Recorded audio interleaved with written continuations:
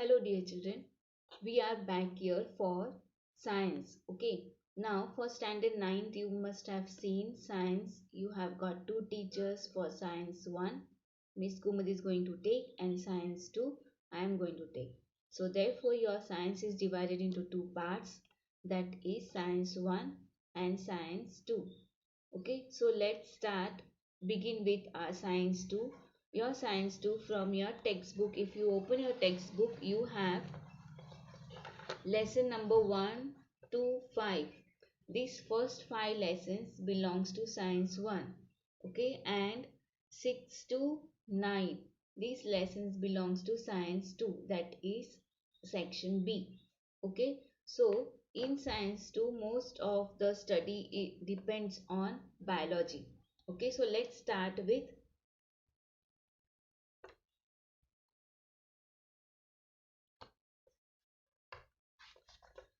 So we are going to study now lesson number 6, that is classification of plants. Okay, so we live on a planet Earth, correct?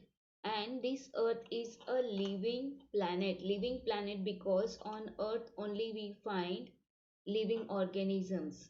Otherwise, other all things are there materials, that is elemental form in other planets. Okay, so Earth is a living planet because here living organisms are found. All the criteria of living organisms and all you know. Okay, so let's start with, and I'll put off. Okay, I'll put off the camera and then you can listen carefully whatever I am explaining you. Okay, let's start. You could see your Earth. Okay, Earth has varieties of living organisms, non-living things. Okay, and these things we continuously classify. From your KG itself you classify the things. First you know to classification of thing. If you ask a small child, a KG child, living and non-living things, he will point out the things, correct? He will point out which is living and which is non-living. Further we classified animals, then we classified plants. Okay, so classification is so important. First of all, you know to classify water, soil, air, correct? All these things are taught from your childhood. And now you are in ninth standard. The classification has gone till scientific. Deeper and deeper knowledge you could gain about the classification, about each and every animal, its species, the characters, okay, and the group of the same type of animals or plants.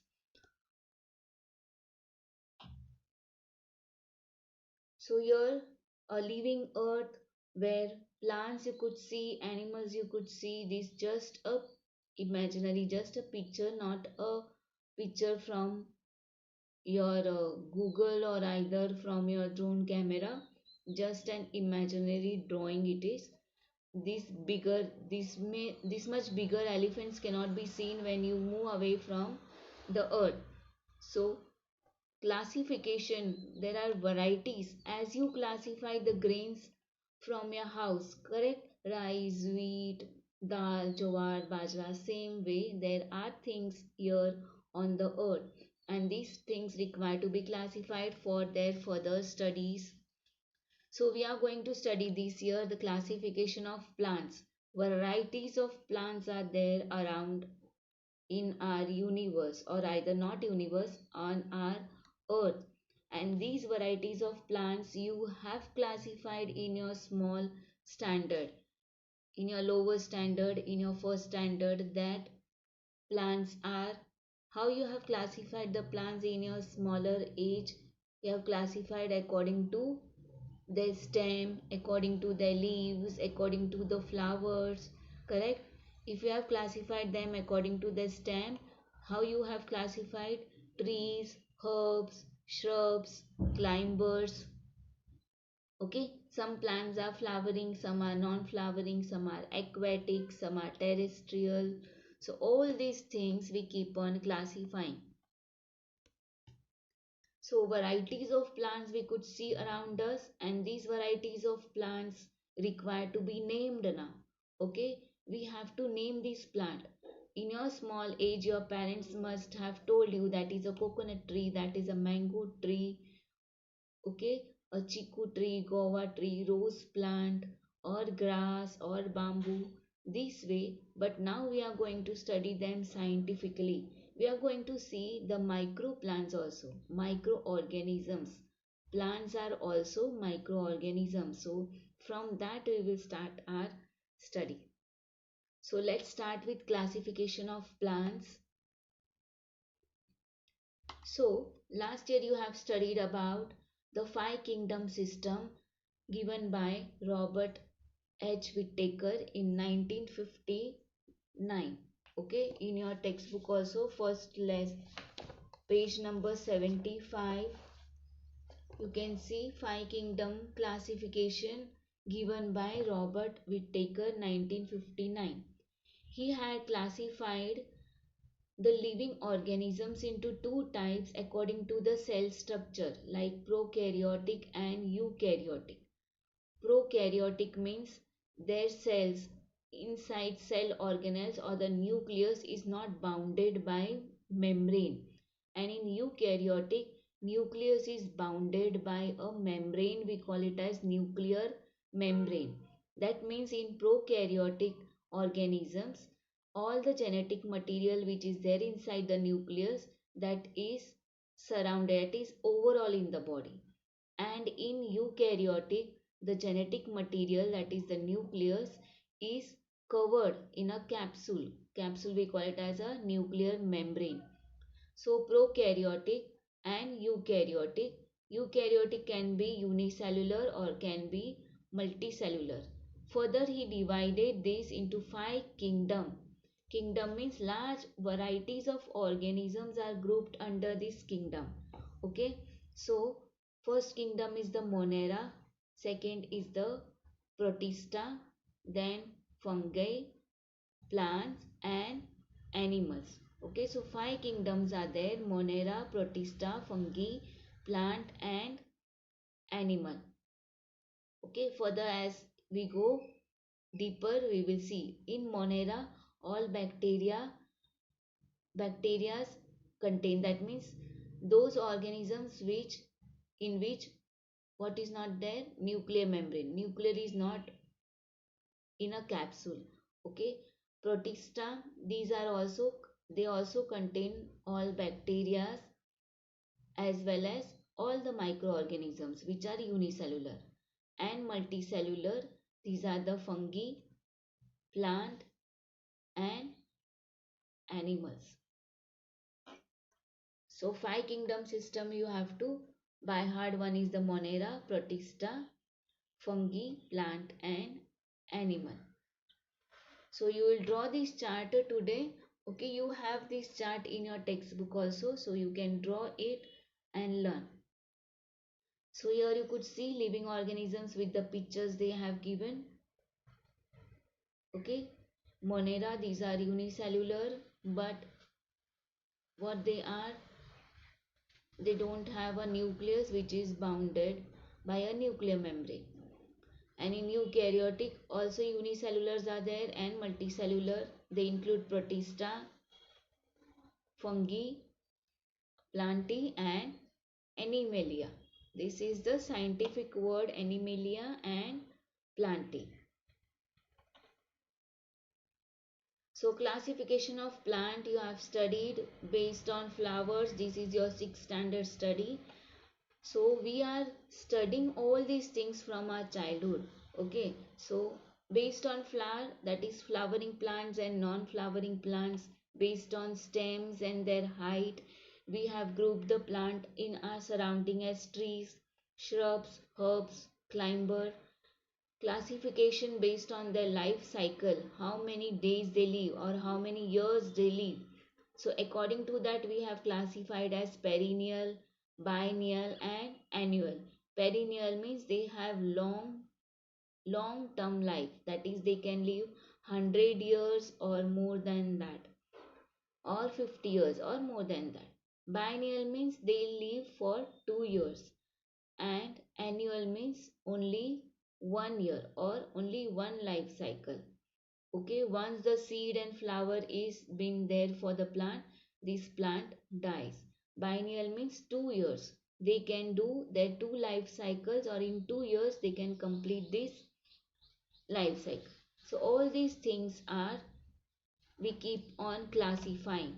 So let's classify according to our ninth standard now. So how the classification, how we classify the things around us, as well as there are some criteria to classify the plant. So let what understand the criteria, how the plants are being classified on what criteria. So first is the plant body, whether plant, when we say, when you imagine a plant in front of you, you will imagine leaves, branches, stem, roots, flowers, fruit, and that plant comes in front of your eyes. But here there are some plants which doesn't have roots, leaves, branches, but these are plants. They are microscopic. They can be seen, but their cells cannot be detected. Some plants are microscopic like algae, but if they are grouped in number, you can see them. Vascular system. Vascular system, some plants have proper vascular system. Vascular means some of the tubules, like we have arteries and veins. So plants also have this type of tubules to transport the substance from one part of the body to another, like they have to transport food, they have to transport water, minerals. Some plants for seed formation, some plants bear flowers and not seeds. Some plants bear only flowers but not seeds. Seeds are, some plants do not bear flowers, so we call them as non-flowering plants.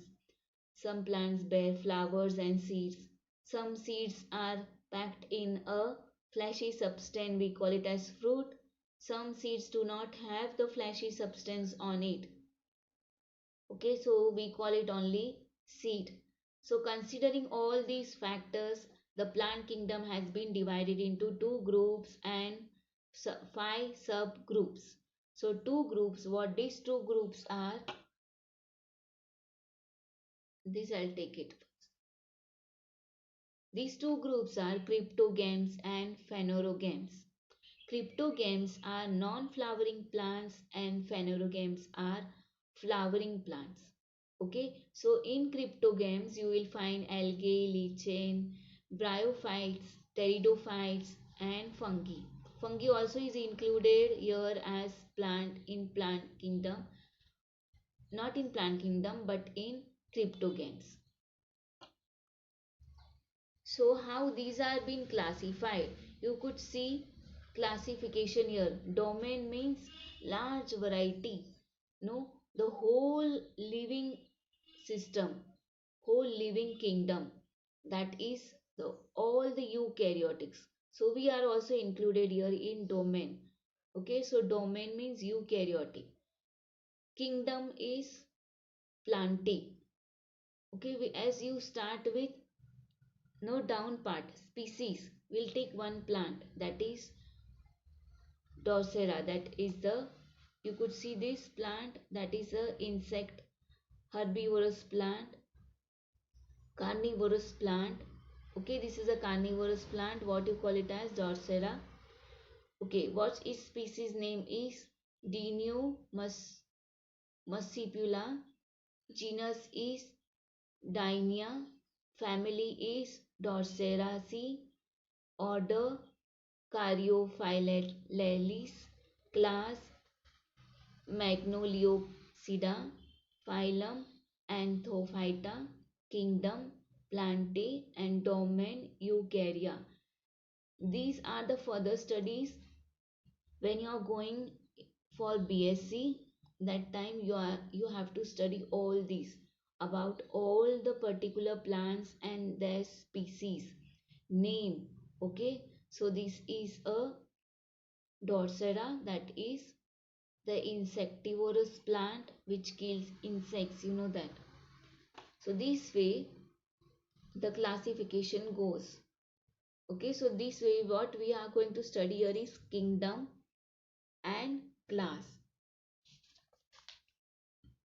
Okay, here the division also is there, class is there for animal, and division is there for, we say division for plants. So here you see in plant kingdom so many varieties of plants. How many species? We are one species of animal, correct? So there are species. How many species of plant? 2,75,000 species are there, and then we have to separate out according to their similar characteristics. Okay, so here this species what they have wanted to tell you about is Rosa gallica, that is moss rose. What is moss rose? Okay, genus rose. Rose species, how many roses are there? 500 species are there. Rosaceae family, you could see Rosaceae family, that is 3 lakh 500. From that order Rosalie, rosas, roses and their alleles. Same similar characteristic of roses. How many species are there? 18,000. They include in order as you go from down to up. So the large variety, largest group of living organism, we call it as kingdom. So which kingdom this belongs? They belong to Plantae. Then further we again separate them according to their more similar characteristic in phylum. Then in class still more similar characteristic. So similarity we go on separating out these organisms.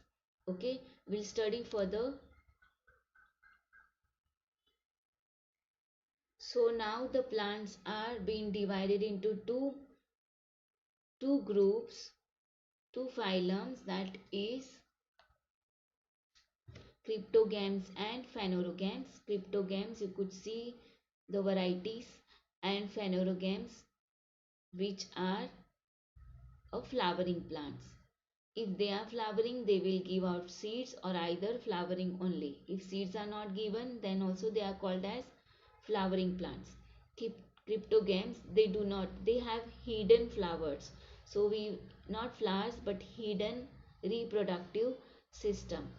Here flowering plants means the seed is an egg, correct? You know how egg is being given and this seed is having a new generation of plant. Okay, so plants which bear seeds, these plants are grouped under phanerogams, and the plants which do not bear seeds for their reproduction, they are grouped under cryptogams.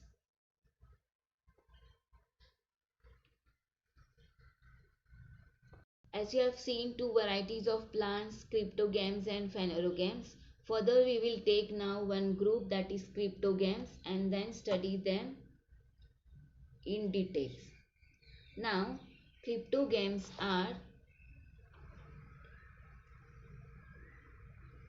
okay, we'll study here only. In your textbook it is given all the things, but you understand carefully. Cryptogams are non-flowering plants. Some, if you see them under the microscope, you will find some small spores or either thread-like substance, or either one cell unicellular. Okay, so if you observe them carefully under microscope, you could see their cells also. These are having green color. These plants are green color, that means they have chlorophyll in them. Okay, so chloroplast is present in them, and this chloroplast is thread like, okay, long thread like chloroplast.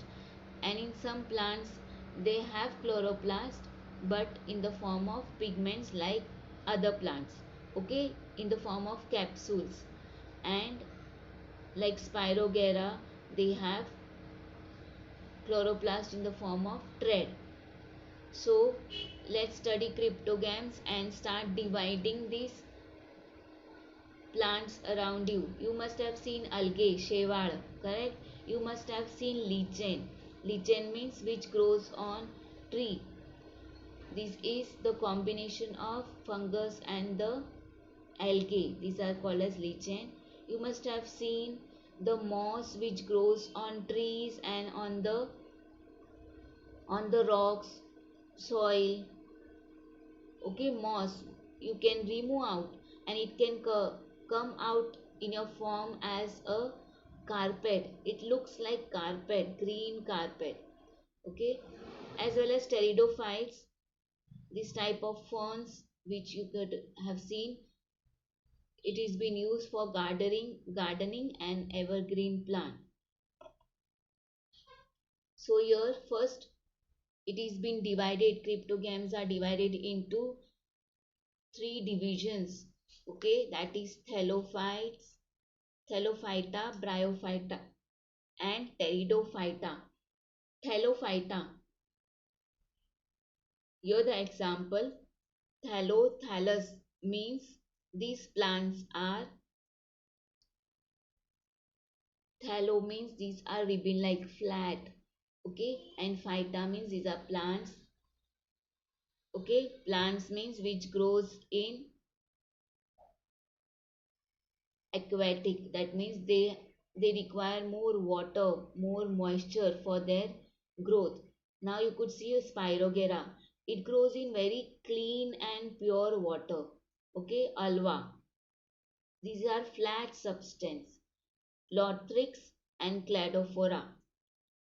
Okay, so Thallophyta, these plants mainly grow in water. And this group of plants, now when we call them as plants, you could see they don't have roots, they don't have stem, they don't have leaves, they do not bear flowers. Okay, but we call them as plant because they have chlorophyll. They are autotrophic. Autotrophic means they prepare their own food, they produce their own food due to presence of chlorophyll in them. So these are called as algae. So algae show a vast variety. These are algae only, but they show the vast variety, diversity. They can be unicellular or they can be multicellular. They can be microscopic or they can be large. Now if you pick up this Spirogera, you will find they are ribbon-like structure. Now we will see the structure under the microscope, how they look like. Photo only I have shown you here. So the examples, you have to write down the characteristic in point. First characteristic, plants Thallophyta grow mainly in water. It is there in your textbook. Okay, you will find all these things grown in fresh water. They require fresh water, as well as they do not have specific root, stem, leaves or flowers. They are autotrophic. Autotrophic means they prepare their own food with the help of chlorophyll in them. These algae having a large variety. Okay, so they form a diversity, and these are very good in proteins. So many of the countries have started using them as food. Okay, so first you have to name division. First division of cryptogams are, first division is Thallophyta. Thallus means ribbon like flat. Okay, so the plant name, their body is flat in structure, so they are named as Thallophyta. They are found in fresh water and only few are found in saline water, that means in salt water, in ocean. Their body is very soft and fiber like, thread like. Okay, some fungus also or fungi also are included in, not some, so various types of fungi are also included in cryptogams in thallophyte only, but they do not have chlorophyll, but other all criteria they are showing it like thallophyte. Okay, so you have to write down the characteristic of cryptogams as well as the characteristic of Thallophyta. I'll show you more pictures. Here Thallophyta, all these things you have to read the textbook, okay, and make down the points of your points what you have heard about this lecture, okay, and the examples, name of the algae, name of those thallophytes, Spirogera, Lorthrix, Alva, Sargassum. See, these are the plants and Spirogera, how it is seen under microscope, how the volvox, algae, these are microscopic view.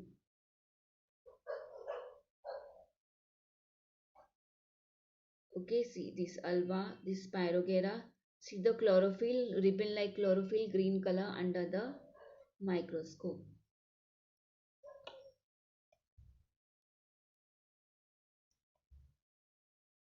The thallophyte.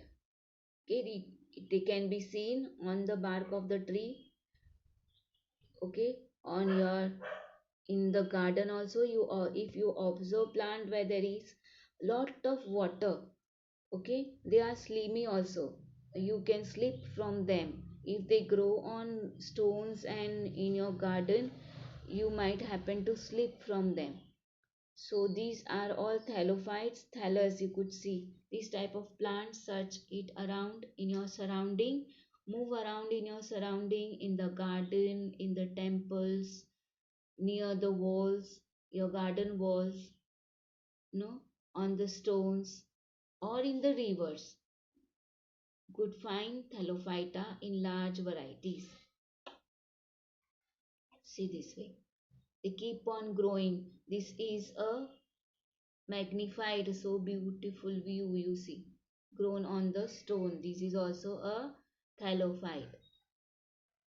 They look like some parts are given out for reproduction, but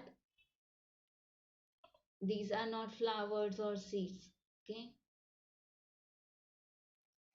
so they grow by cell division. Their cells divide. They don't have flowers or seeds, but cells divide. Or either if you plant them, they can survive from for 1 year if there is no water, and if water drops on them, or either if rain falls, they immediately they are alive. Okay, so study all these thallophytes for today.